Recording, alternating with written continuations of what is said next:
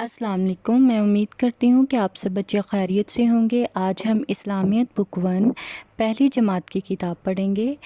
صفحہ نمبر 32 کھول لیجئے۔ سبق نمبر 10 الہامی کتابیں آج ہم یہ پڑھیں گے۔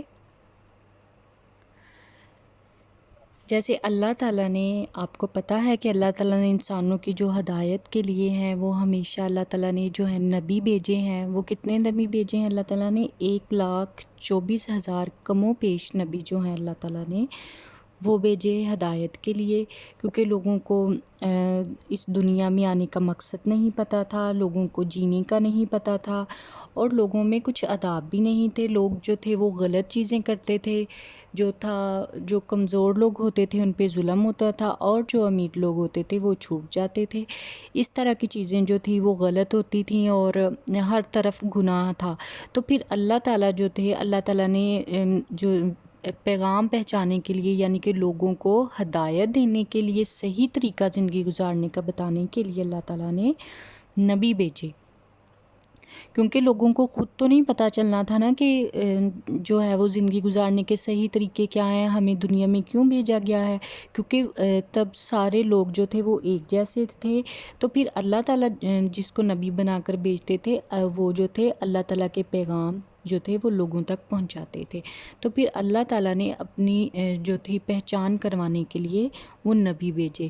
تو پھر اسی طرح اللہ تعالیٰ نے ان نبیوں پر جو تھے کتابیں بھی اللہ تعالیٰ نے نازل فرمائی، لیکن وہ صرف 4 نبیوں پر جو کتابیں نازل فرمائی۔ آپ نے اس بات کو یاد رکھنا ہے کہ اللہ تعالیٰ نے انسانوں کی ہدایت کے لیے 1,24,000 کم و بیش جو تھے وہ نبی اور رسول بھیجے، لیکن جو کتابیں ہیں وہ صرف 4 نبیوں پر اللہ تعالیٰ نے نازل فرمائی۔ تو وہ 4 کتابیں کون کون سی ہیں وہ آپ کو اچھی طرح سے نام یاد ہوں گے، ہم نے پہلے بھی یہ پڑھے ہوئے ہیں۔ تو وہ ہیں تورات۔ تو تورات کس پر نازل ہوئی تھی؟ حضرت موسیٰ علیہ السلام پر نازل ہوئی تھی۔ زبور کس پر نازل ہوئی تھی؟ حضرت داؤد علیہ السلام پر نازل ہوئی تھی۔ اور پھر ہے انجیل کس پر نازل ہوئی تھی؟ حضرت عیسیٰ علیہ السلام پر نازل ہوئی تھی۔ اور قرآن مجید حضرت محمد صلی اللہ علیہ وسلم پر نازل ہوا۔ جیسے کہ آپ سب بچوں کو پتہ ہے کہ قرآن پاک جو ہے وہ ہماری آخری کتاب ہے، اور جو حضرت محمد صلی اللہ علیہ وسلم ہیں وہ ہمارے آخری نبی ہیں۔ تو حضرت محمد صلی اللہ علیہ وسلم کے بعد بھی کوئی نبی جو ہے وہ کبھی نہیں، قیامت تک کوئی نبی نہیں آئیں گے۔ حضرت محمد صلی اللہ علیہ وسلم ہی آخری نبی رہیں گے، اور جو قرآن مجید ہے وہ جو ہے وہ آخری کتاب رہے گی، اس کے بعد کوئی کتاب نہیں آئے گی۔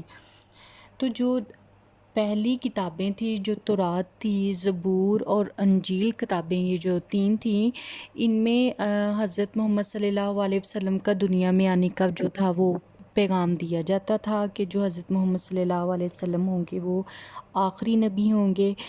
تو لیکن وقت کے ساتھ ساتھ لوگوں نے ان کتابوں میں تبدیلیاں کر دیں، یعنی کہ جس کا جو دل چاہا، جو چیز ان کو اچھی لگی وہ انہوں نے اس میں رکھ لی، اور جو چیز اس میں چیزیں تو اچھی ہی تھیں لیکن ان کے حساب کے مطلب جو ان کے مطلب کی بات نہیں تھی وہ انہوں نے نکال دی، اور انہوں نے خود سے اس میں جو باتیں تھیں وہ شامل کر دیں تورات، زبور اور انجیل میں۔ تو جو قرآن مجید ہے اس کی حفاظت کا اللہ تعالیٰ نے خود ذمہ لیا ہوا ہے۔ اس کی حفاظت کا ذمہ اللہ تعالیٰ نے کیسے لیا ہوا ہے؟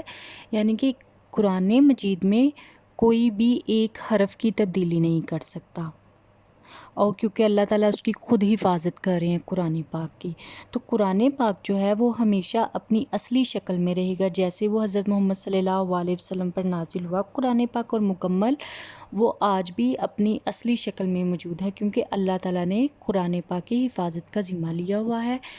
تو قرآن پاک میں دوسری جو 3 کتابیں ہیں ان کا بھی ذکر کیا گیا ہے، یعنی تورات کا، زبور کا اور انجیل کا، اور وہ تصدیق کرتا ہے قرآن پاک کہ یہ 3 کتابیں جو ہیں وہ پہلے نازل ہوئی ہیں، اور قرآن پاک میں وہ بھی باتیں موجود ہیں جو ان 3 کتابوں میں موجود تھیں اور وہ لوگوں نے ختم کر دی۔ تو وہ قرآن پاک میں تمام جو کتابیں پہلی 3 تھیں وہ بھی موجود ہیں، یعنی کہ قرآن پاک جو ہے وہ تمام کتابوں کا نچوڑ ہے۔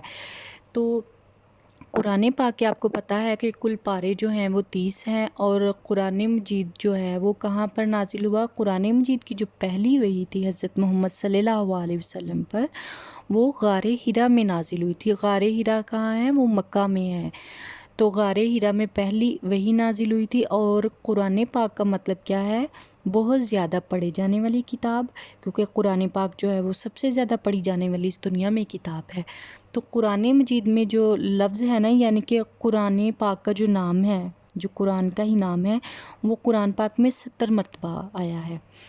تو اس کی آپ نے اب کیا کرنا ہے؟ آپ نے اس کی ریڈنگ کرنی ہے اچھے سے۔ الہامی کا مطلب ہوتا ہے اتاری جانے والی، نازل ہونے والی کتابیں، تو یہ اس کا یہ مطلب ہے الہامی کا۔ تو اب آپ بچوں نے کیا کرنا ہے؟ آپ کو یہ سمجھ تو آ گیا ہوگا، یہ بہت مزے کا ہے اور بہت آسان ہے۔ تو اب آپ نے اس کی ریڈنگ کرنی ہے۔ یہ ہے تو پیج 2 پیجز ہیں، page number 32 and page number 33، لیکن آپ اس کو ڈیوائڈ کر کے ریڈنگ کر لیجئے، کیونکہ اردو پڑھنے میں آپ بچوں کو تھوڑی سی مشکل ہے، تو اس لیے ہم اس طرح کرتے ہیں کہ آج یہاں سے ہم اتنی ریڈنگ کریں گے، ٹھیک ہے آپ، اور پھر اگلے دن آپ نے یہاں سے اتنی ریڈنگ کر لیجئے گا، ٹھیک ہے۔ ان کو آپ ڈیوائڈ کر کے 2 دنوں میں اس کی ریڈنگ آپ نے مکمل کرنی ہے۔ اب میں امید کرتی ہوں کہ آپ کو آج کا لیکچر سمجھ آ گیا ہوگا۔ آپ نے اس کو بہت اچھے سے سمجھ کے پڑھنا ہے، رٹا بالکل نہیں لگانا۔ اپنا بہت خیال رکھیے گا۔ اللہ حافظ۔